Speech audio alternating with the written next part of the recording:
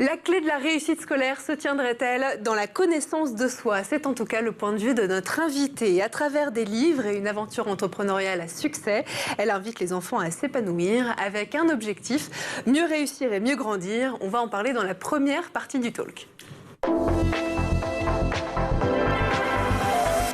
Et aujourd'hui, à nos côtés pour en parler, Sandrine Dirani. Vous êtes donc la fondatrice de Zeneduc et vous avez publié ce livre, Les 10 secrets des parents dont les enfants réussissent, où vous présentez en fait une sorte de méthode d'éducation très innovante, positive et efficace, basée sur les neurosciences. Pourquoi avoir écrit ce livre? Est-ce que ça part d'un constat que vous avez fait il y a quelques mois, quelques années?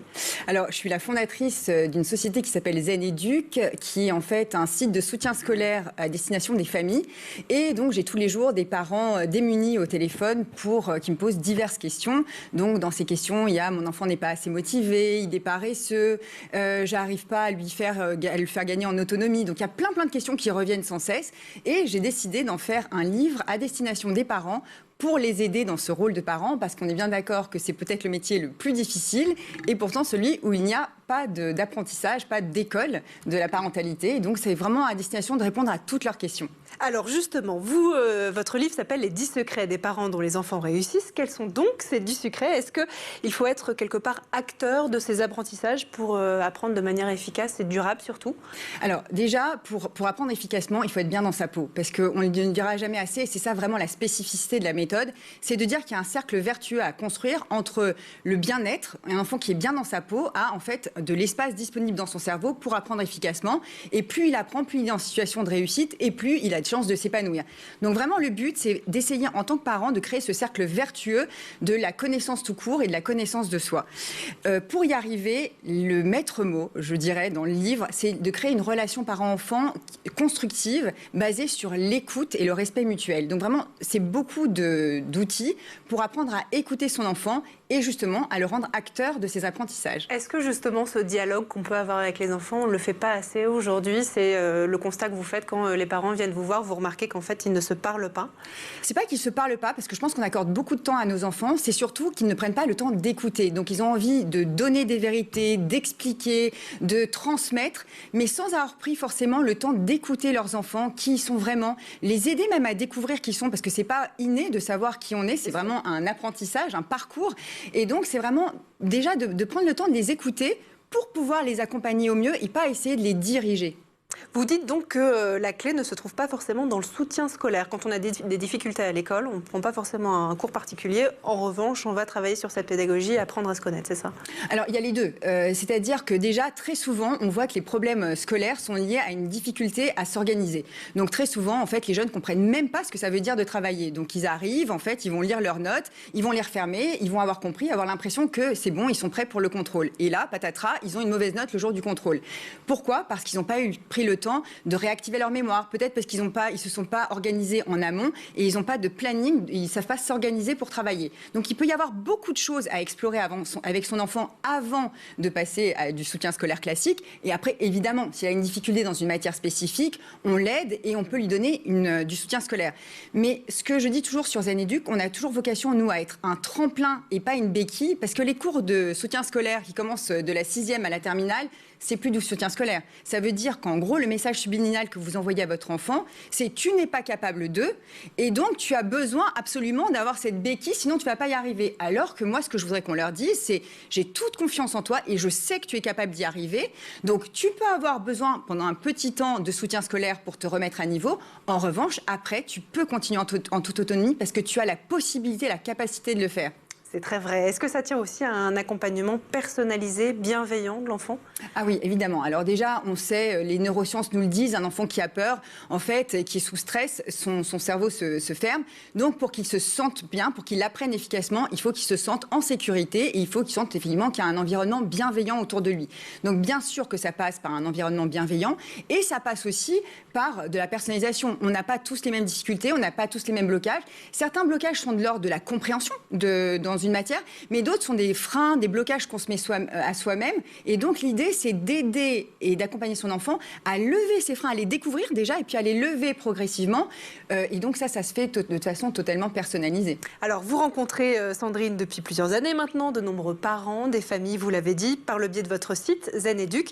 Quelles sont leurs angoisses et préoccupations majeures à ces parents? Est-ce que c'est l'addiction aux écrans qui a forcément un impact sur la scolarité? Est-ce que c'est le t'inquiète maman je gère? Quelles sont les principales raisons pour lesquelles les parents vous consultent aujourd'hui? Alors, le titre de ce livre a failli être T'inquiète, je gère. Je gère vraiment. Parce que c'est toujours T'inquiète, je gère, mais est-ce que je gère vraiment? La grosse préoccupation des parents qui appellent Zeneduc, c'est vraiment le T'inquiète, je gère. C'est-à-dire que les enfants arrivent en disant ouais, mais c'est bon, ils n'ont plus envie qu'on les accompagne. En plus, quand ils sont petits, en primaire, c'est sûr que c'est assez facile, parce qu'ils sont encore malléables, donc c'est encore facile de les accompagner. À partir de la 6e, mais je ne parle pas de la 3e, ça devient quasiment impossible. Et on voit qu'il y a des relations super conflictuelles entre les parents et les enfants, notamment au moment des devoirs, notamment au moment des grandes parties d'orientation où les parents commencent à angoisser. Et on voit que les enfants, alors ou bien ils n'angoissent pas, ils ne le montrent pas, ou bien ils sont très très zen par rapport à leur avenir.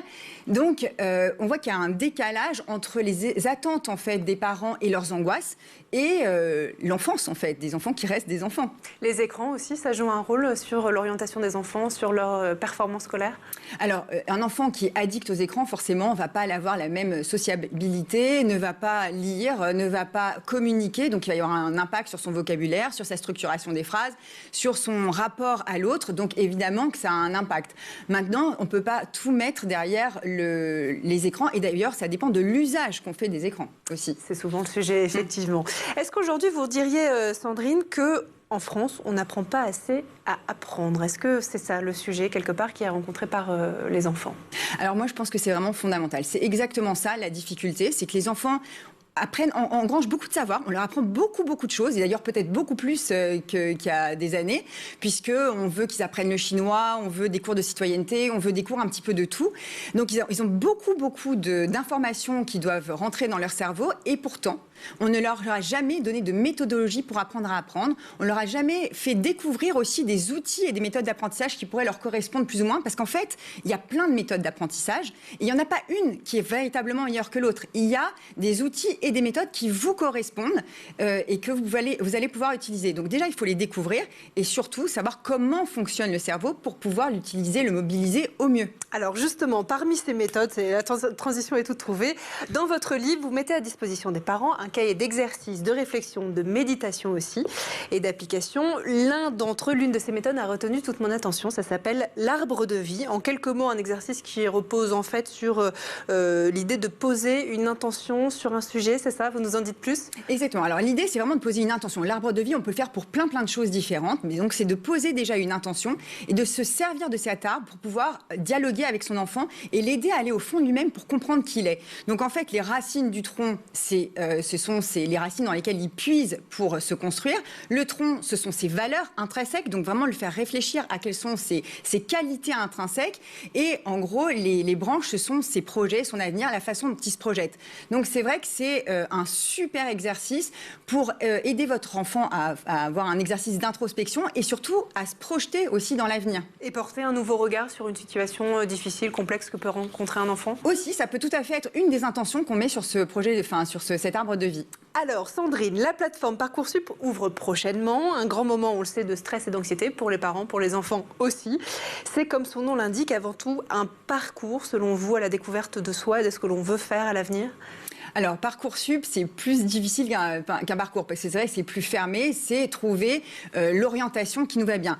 Donc, pour que ça s'inscrive effectivement dans un parcours comme son nom l'indique, il faut déjà commencer en amont à réfléchir à qui on est et à ce qu'on a envie de faire de sa vie.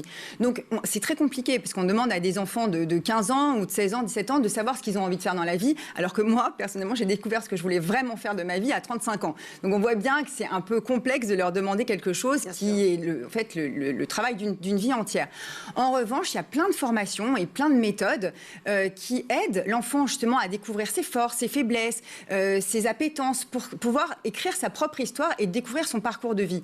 Donc j'encourage véritablement les parents le plus tôt possible, dès la 3e, à encourager des formations sur la connaissance de soi ou des méthodes sur la connaissance de soi pour pouvoir vivre ce parcours de Parcoursup beaucoup plus sereinement que si, en fait, on le découvre au moment de la terminale, quoi. C'est sûr. Et parmi ces méthodes, évidemment, je vous conseille ce livre. On va en parler justement dans un instant. Continuez à parler aussi de la pédagogie positive qui est au cœur de votre livre et de vos actions depuis quelques années déjà.